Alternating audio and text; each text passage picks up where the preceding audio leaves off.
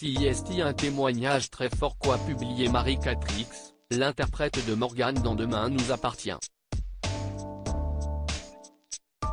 Comme dans l'histoire racontée par Ingrid Chauvin dans son roman, elle a été victime d'un pervers narcissique à 20 ans.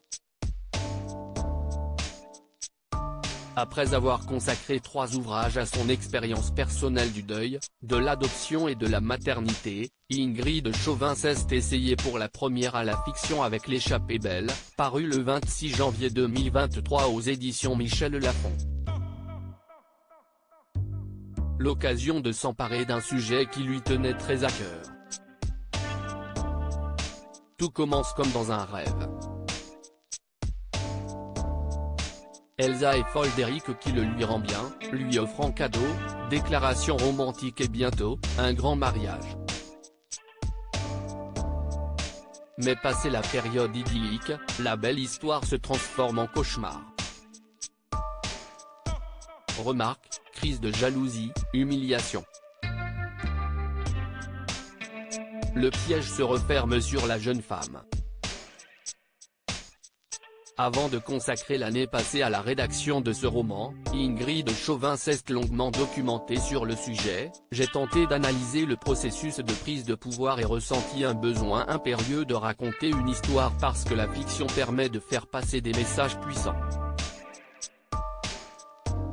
Ce message a été entendu par Marie Catrix, sa partenaire de Demain nous appartient, qui reviendra cet été à l'écran. Comme dans le livre d'Ingrid Chauvin, Marie Catrix a vécu avec un pervers narcissique voilà.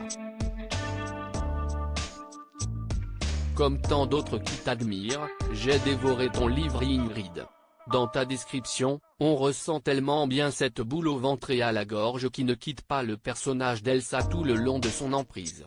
Merci pour ce roman qui met en lumière les schémas manipulateurs des pervers narcissiques, a écrit Marie Catrix sur son compte Instagram par près de 60 000 abonnés avant de raconter son histoire.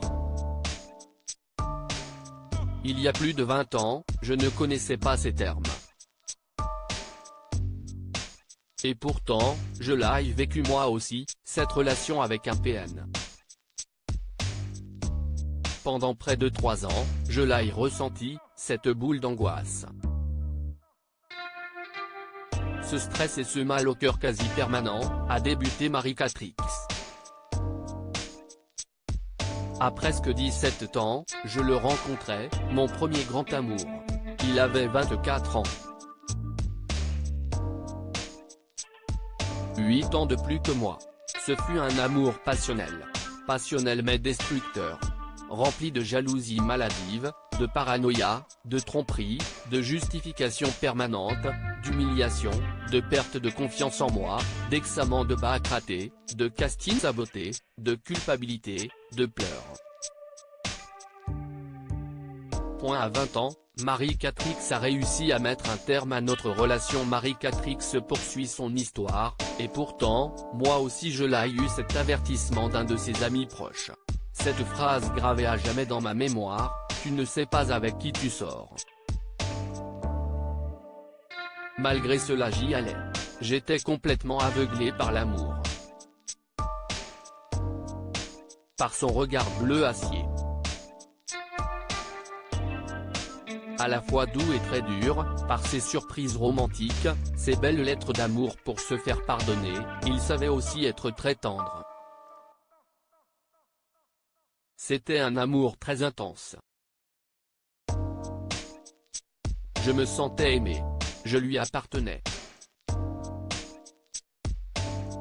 Mon arrivée à Paris m'a permis de prendre du recul, de grandir, même si j'étais toujours sous son emprise.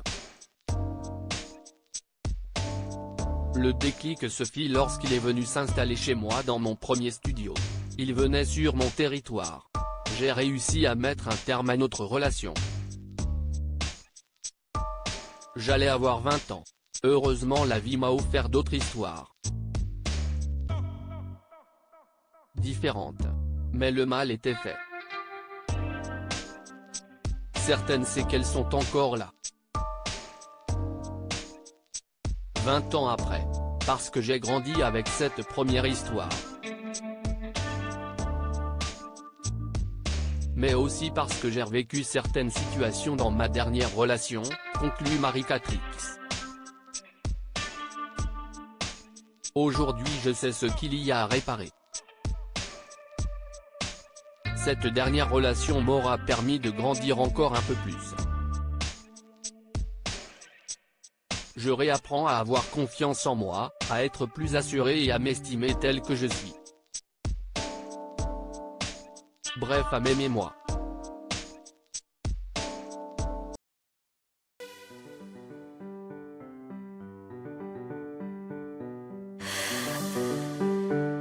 The man I love just had